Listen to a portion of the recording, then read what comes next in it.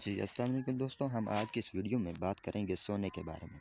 पाकिस्तान में 1947 से 1952 तक सोने की कीमत 85 रुपये फ़ी तोला थी।